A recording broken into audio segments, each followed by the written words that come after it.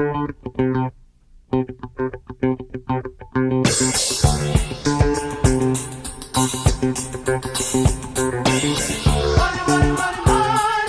ended up getting a divorce from my first wife, and that made me no longer a millionaire. Right.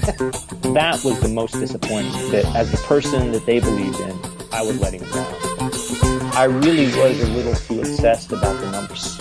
As you get older, you realize that the only thing you have that's worth any money is your time.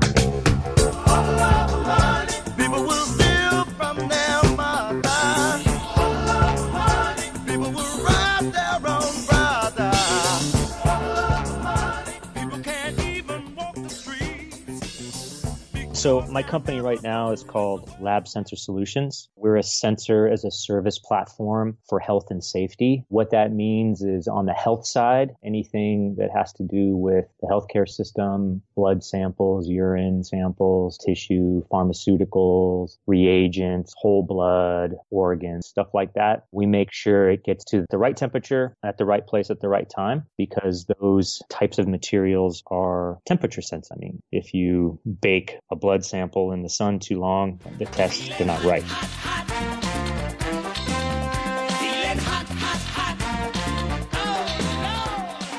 So we have that side of the business, and then we also have what's called the safety side of the business, and that primarily has to deal with food safety. Mm-hmm. So meat, dairy, produce, anything that if spoiled will make you sick, which funnily enough, I'm sure everyone has had food poisoning, and that's what we're trying to prevent. So our platform is both a sensor, piece of hardware, mobile applications, and cloud-based computing to ensure that perishables don't spoil. Right. And so you're saying, if we're just talking about, I guess to keep it simple, a blood test, for instance, you're saying you sensor that to make sure the temperature doesn't go too high, too low in there. And then, I mean, what were they doing before? Were they not censoring, or were you saw an opening in the market and thought there could be better sensors? Like, how'd you get into that? Yeah. So before, what they would do is validate the container. It's literally an igloo cooler.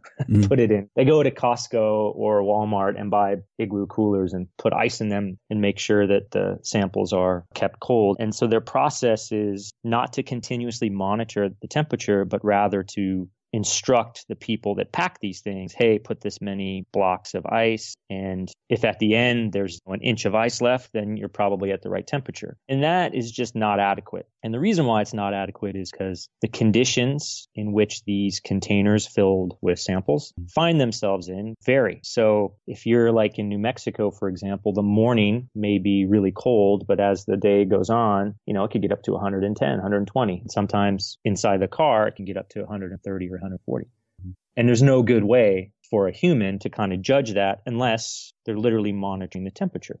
So in some cases, people would put like barbecue thermometers, literally, I'm not kidding, to monitor the inside of the tote. And then, it's, out of compliance or whatnot. But they would have to remember to check it. And these guys are busy and their main job is to move samples from point A to point B. So what we found is that if they had a way to monitor this stuff in real time, they could fix problems before the problems occurred. And that's a really powerful thing, because one of these containers may contain 100 or 200 blood samples, and that's worth a lot of money, especially if it's your sample and your doctor calls you up and says, you need to come back in. No one wants to get pricked twice, right? It's just not a fun exercise. So we saw this opportunity and decided, hey, we really need to do something about it. And there's been a lot of regulations and a lot of activity to try to decrease the cost of healthcare. I mean, in the US, it's 17% of GDP. It's the highest of any industrialized nation on the planet, yet our outcomes are horrible compared to how much we spend. So there's a huge inefficiency. There's just problems. I mean, there's lots and lots of problems. I mean, just to put it in perspective, and no one talks about this because the numbers are hard to get at, but the general consensus is that preventable medical error, which means something that should have been caught and was not caught, accounts for anywhere between 250 and 400,000 deaths per year in the U.S., which is a very shocking statistic considering that's the number 3 cause of death behind heart disease and then cancer. So what you're starting to see, or at least what we're starting to see, is that there is a huge, huge incentive, make things more efficient, make things more transparent, and really apply technology that's been around for a long time. I mean, the stuff we're doing has been in the commercial space. Guys like Facebook and Twitter have used similar technologies, not the sensor side, but the scaling of web stuff for, a decade. So nothing new. It's just healthcare tends to lag behind.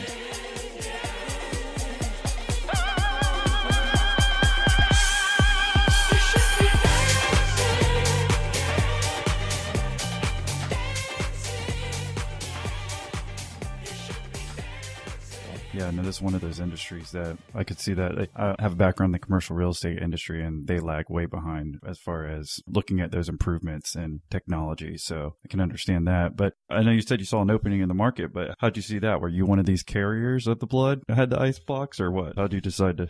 No, actually, I was at a startup about 10 years ago that was trying to solve this problem in a different way. Okay. And we failed. We burned through a lot of money and ended up not being able to commercialize our very innovative product, which I think was part of the problem. I mean, when it comes to like a startup, there's like 3 major risk factors that people look for, right? There's the team, the market, and the technology. I mean, those 3 you're always grappling with, right? And if you're going to go raise money, for example, you have to mitigate 2 of the 3. Mm-hmm. It can be any 2 of the 3, but you definitely can't have like all 3 of them piled against you. And at the old company, we had pretty much all 3 piled against us. We had 2 of the 3 piled against. The team was a pretty good team. We knew what we were doing in terms of the technology, but the market and the technology was new. So what we learned from this, again, was same marketplace clinical laboratory, was that this innovative technology that we had would solve the problem, but it would have had a lot of friction in order to implement it. And really what happened was Bluetooth low energy technology came out. And this was 3 years ago. Mm-hmm. And when we saw that, we recognized that, hey, 1, Bluetooth sensors could solve this problem. And 2, the major sticking point for the other system was the infrastructure, deploying the infrastructure, which meant installing hardware. Like it's essentially you'd have to install a bunch of Wi-Fi routers, but it wasn't Wi-Fi. It was an RFID technology. And with Bluetooth, every single one of us has got a Bluetooth reader in our pocket. It's called our cell phone. Mm-hmm. Once that happened, it was like, oh, wow, the infrastructure problem goes away. The technology issue goes away. Now it's just a market issue. Yeah. So you're saying you brought your whole team from before. So you had the team and technology part you're saying covered? Yeah. And then how about the market? You're saying you just need 2 of the 3, and right. Is the market, what's your take on that then at this point? Yeah, it's slow to develop. It's slow. It's healthcare. Right. So yeah, we had the team, the talent and the technology. Now it's just a question of will the market accept it? Right. Okay. And so we're at the stage right now where we are getting, product market fit. We have customers that pay us. We're starting to see the uptick in the trend, but it's healthcare, so it goes slow. I mean, if you were a normal like B2C company, you made an app and you're on the app store, you're looking at like week over week growth. If you're the Y Combinator guys, you want 10% week over week growth. Like that's for them the metric that matters. The one metric that matters is, okay, how many users are you getting or whatever it is. You want that growing 10% per week. When you're in a B2B, business to business case, that just doesn't happen. You measure growth and customer acquisition and closing deals in months and quarters, not weeks, so you got to be in it for the long haul. And it's just a different sell. It's way more touch, a lot more touch, a lot more talking on the phone. I mean, healthcare, they still use fax machines and, stuff like that. So different mindset. But yeah, we're seeing some good traction. And when we expanded into the food safety, that's where we see a lot more opportunity as well, because, it's similar problem. If you have bad milk, bad meat, bad produce, you have problems. If it spoils, people get sick. 1 in 6 Americans every year get food poisoning. I mean, everyone's felt food poisoning. I don't think there's ever been, everyone can understand that. So.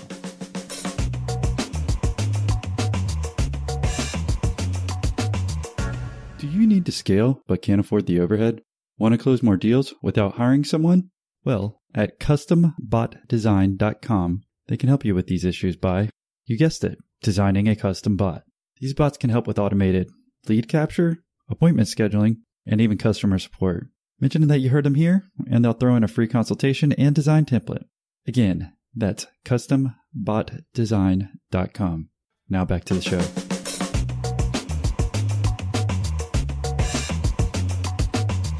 Okay, so we understand where you're at today. Let's reel back to, I guess, where you went to school, kind of what you got out and what you've learned along your journey to getting where you've been successful today, if that's all right. Sure. So I have a degree in electrical engineering from San Jose State University and here in California. Graduated in 95, so a little bit older than I guess most entrepreneurs. I've been doing entrepreneurial type stuff for the last 20 years. I went to a couple of big companies, but realized very quickly that I'm basically unemployable when it comes to a big company, just because I just call the bullshit flag too much. I just kind of tell it like it is, Right. In a big corporation, you got to play the political game, and that's just not my personality. So my first job out of college was at a startup that went public, and it was a company called Adaptive Solutions. They no longer exist, but that was a tremendous learning experience. And the people I worked with there were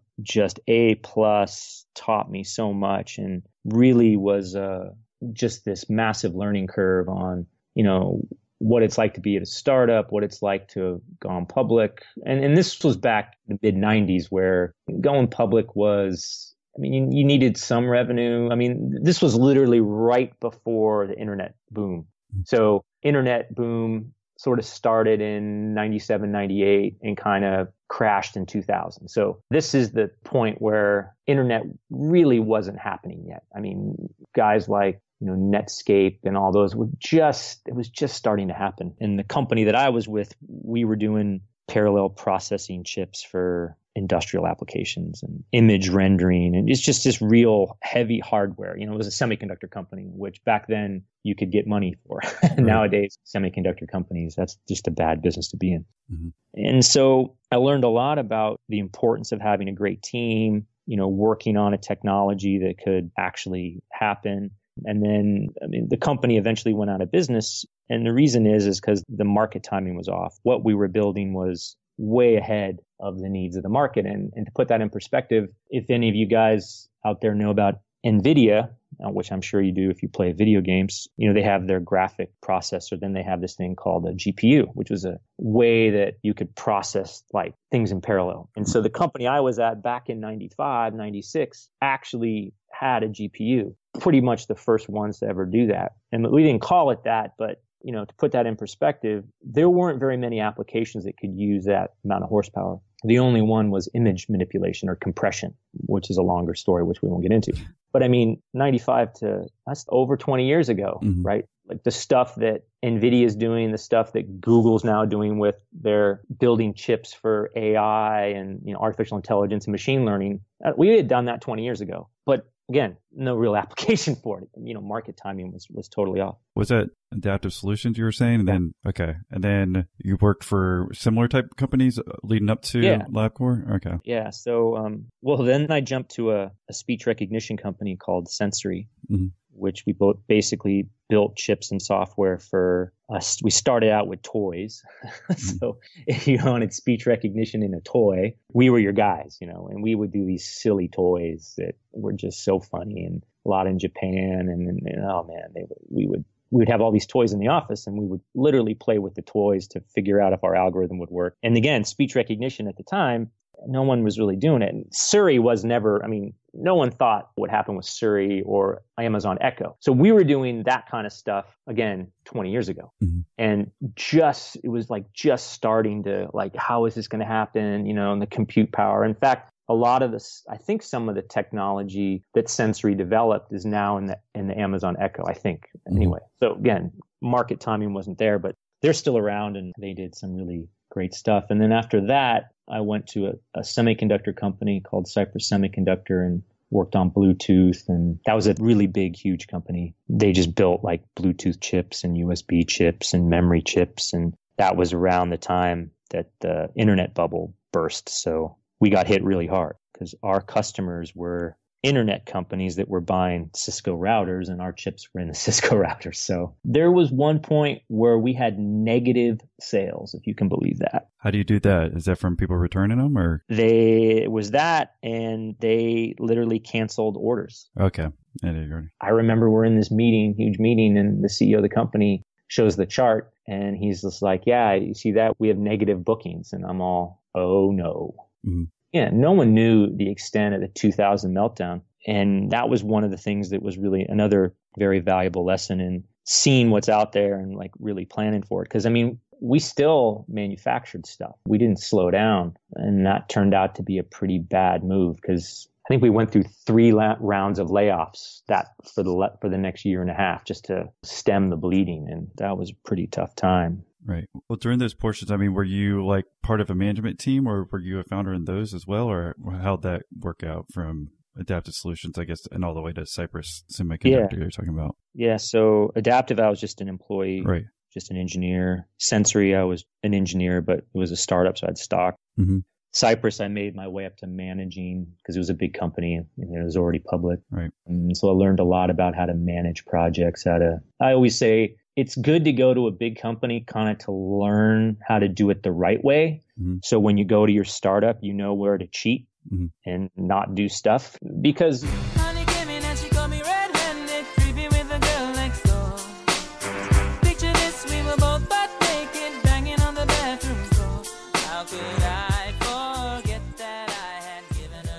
even though you're at a startup and it's kind of a wild west, you still got to have a process in which you do stuff. And that process or those techniques are really important to like know because you got to know the rules in order to break them. And if you don't know the rules, then you kind of don't know what you're doing. You could be like, oh, well, we don't need a release process. And you're kind of like, yeah, you sort of do, even if you're a startup, because as you scale, that's going to break. And that's what Cypress did extremely well was process. Like I learned so much about process there. What's a release process? For example, let's say you built an app and you want to put it in the App Store. Like, the App Store will have a process they go through to make sure that you have the right description, that your code compiles. There's a checklist of things. Okay. Like, do you have the logo? Right. Do you have images or whatever? Well, before you ever stick it in the App Store, you need to have a process to make sure your app's not going to break, right? Or crash a phone or, I'm sure you've downloaded software and you're like, oh my God, they didn't even test this. Like,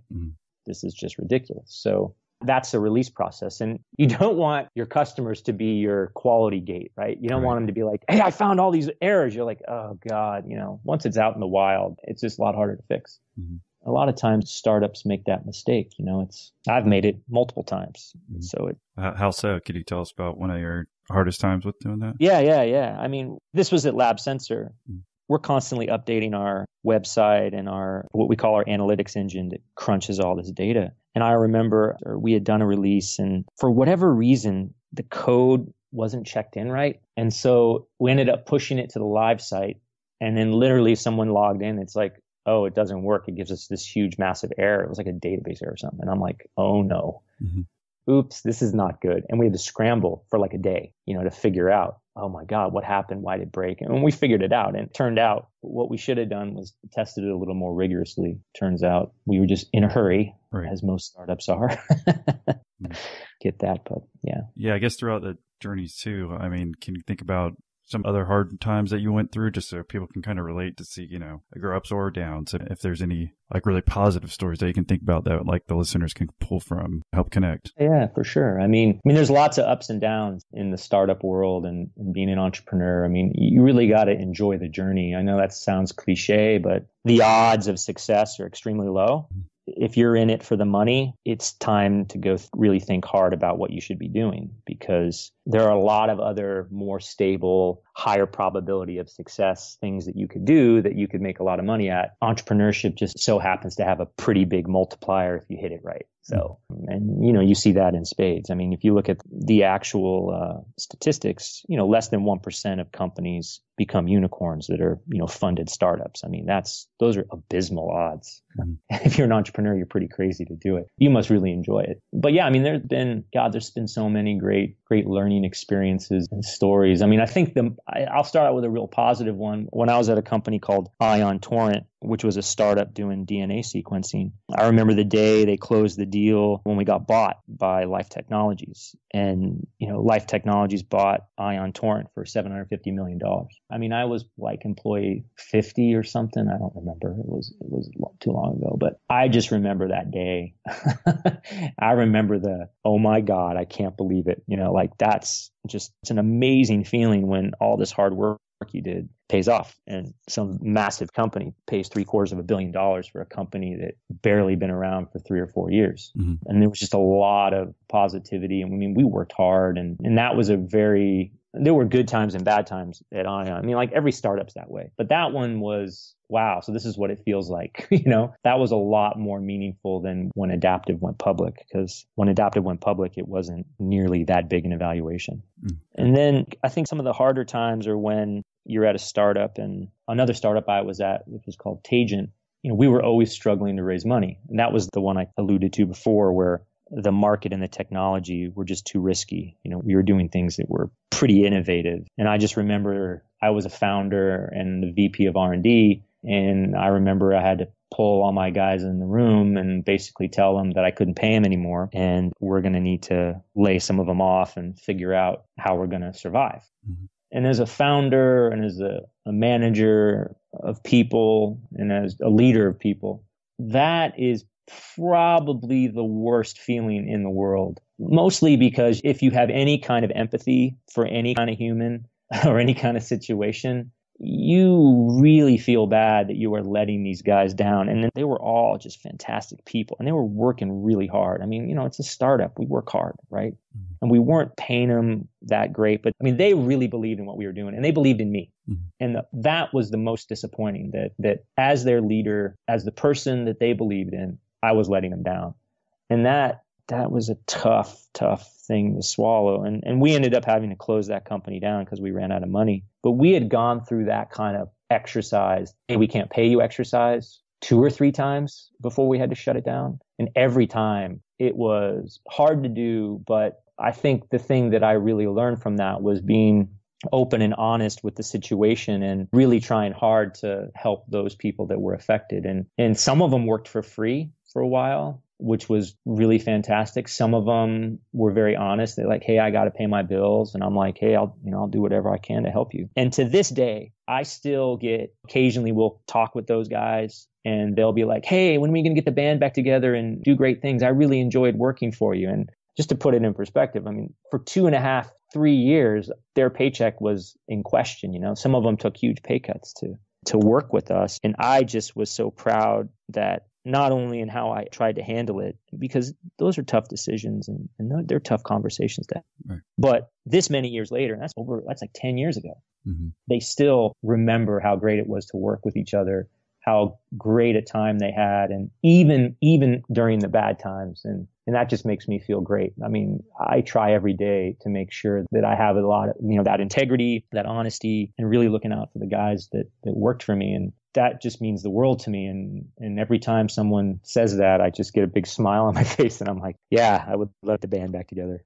one day. Well, yeah, no, that's awesome that they can look back on a positive aspect about it now. But I mean, at the time, was that any of those, when you're going up and you have to fire X amount of people, I mean, does any of that start affecting your personal life? Because I feel like a lot of entrepreneurs kind of forget or don't talk about that necessarily in interviews all the time, because I mean, eventually it's going to affect it. So I don't know if at that time you ever had it affect your personal life, or any time from graduation up to where you are today, kind of, the personal aspects of entrepreneurship and the highs and lows.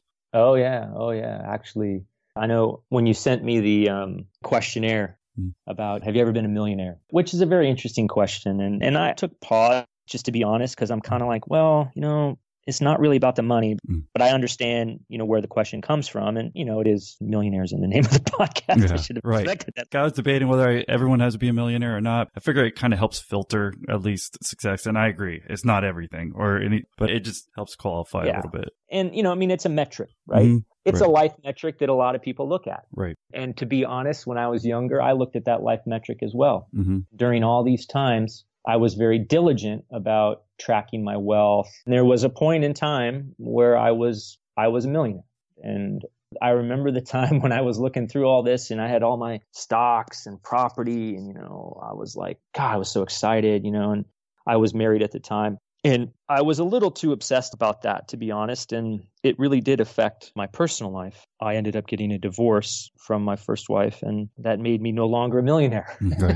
Yeah. Among other things, crashes in the stock market. And so when that happened, upon reflection, I really was a little too obsessed about the numbers.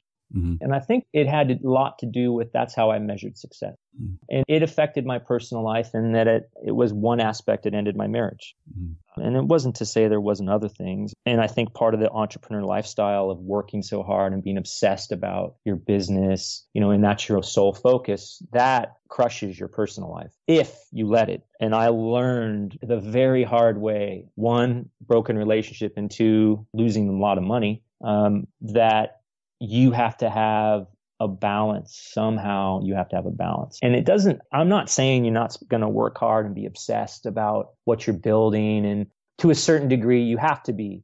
But there is something to be said for looking out for the rest of your life, because the rest of your life is going to catch up to you. It caught up to me. It caught up to me in surprising ways. It caught up to me in ending a relationship and losing a lot of money. Mm-hmm. And so now, when I reflect back on that and I reflect on my priorities in my life right now and how I want to live moving forward, and, that was 6 years ago. Thankfully, I met another woman who was just a wonderful, caring, loving person who was an entrepreneur. She unfortunately passed away almost 2 months ago from leukemia. And that was another kick in the nuts, so to speak. Yeah. Because we were both entrepreneurs. She owned her own business. She was successful. We were always working, but we loved to work and we loved to be together. But we also had a lot of fun, and we had a perspective that, well, what the hell am I working so hard for? It's like, I'm working so hard so I can what? In the future, have fun? Like, got to have a little fun. Mm-hmm. And you got to have hobbies outside your business. And the reason why it's so important is because if you are just about what you're doing as an entrepreneur, your business, you miss opportunity. It is uncanny how many opportunities I got because I met Jane, who is my late wife, mm-hmm. and the things that we did that were not related to my business, not related to her business, but we got out in the world. We were charitable. We met people that had similar aspirations. We were a service to the community at large. And, opportunities would come our way that I never would have had if I was just head down working on the business. And there's just so many examples of Jane really being instrumental in moving lab sensor solutions forward just because of who she knew, where we went, that were not even related by a long shot to what I was doing with the business. And I'm just forever grateful for her.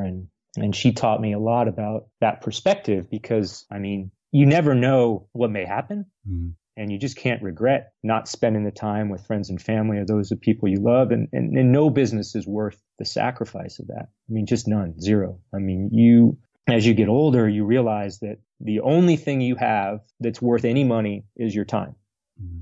And you can print money, but you cannot print time. And the sooner you realize that your time is the most valuable asset you have and how you spend your time and who you spend your time with, you will then start to realize, I need to put all this in perspective. And don't get me wrong. I, of course, want to exit my company. I, of course, want to make millions for my investors. I, of course, want to have that metric. But that is not the only metric. And I do feel that getting in entrepreneurship for just that metric, making money, will lead you down a path that is not going to be productive. Not to say that, again, perfectly reasonable. Who wouldn't want to be a millionaire? But you look at all the guys that are multi-billionaires. Mm-hmm. They don't need to work, but they do it anyway. They do it for the love. Look at like Bill Gates, Mark Cuban, Zuckerberg. They're using their money to move the world forward, change the world. It's not a cliche. You know what I mean? Yeah. And so I just feel entrepreneurs, they need to have that deeper why, well, what the hell am I doing this for? Am I doing this for selfish reasons, or am I doing it to move the world forward? And it doesn't matter what you're doing as long as, there's something bigger than okay, I'm going to be a millionaire. I just think you're just not going to be able to weather the storm. And there are plenty of ups and downs and plenty of challenges that if you don't have that solid why inside of you, intrinsically driving you, it's going to be a tough road. It's going to be a real tough road. I appreciate you sharing that. And I think probably we'll just leave it off there to give everyone something to think about. Even though called Millionaire Interviews, it's not all about that. Like I said, it's more of a filter and trying to understand and see how people got where they are, looking back in reflection. So I appreciate you sharing, your whole story, especially there at the end, and hopefully help people relate a little bit. And if they have any questions, or can they reach out to you? Or yeah, I'm on LinkedIn.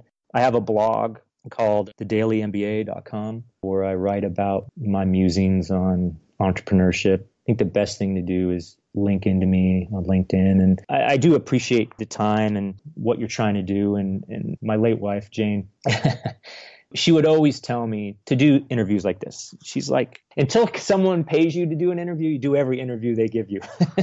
And the reason, she was in PR and marketing for professional athletes, startups, and nonprofits. And every day I think about, what she would do and how she wanted to see the world. And it's sad, obviously. And I'm sure there's people that are listening that have lost people. But I think we all have to remember that, the only way is to move forward. Whatever you're doing, make sure you're moving forward. There will be plenty of times where you will question whether or not you should be doing what you're doing. And if you can legitimately sit back and say, yeah, this is my course, this is my gift to the world, this is my unique and rare talent that I need to share, then keep going. It's a journey. And all of us are I'm still trying to figure it out. And so, yeah, feel free to connect with them on LinkedIn. So, yeah, thanks again for taking the time today to do the interview with us.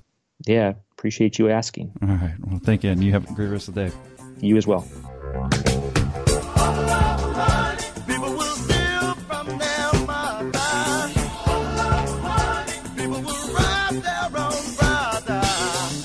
Yo, thanks for listening. If you're interested in meeting other listeners of the podcast, then request to join our private Facebook group. Just search for Millionaire Interviews Podcast, and you'll find it. See you next episode.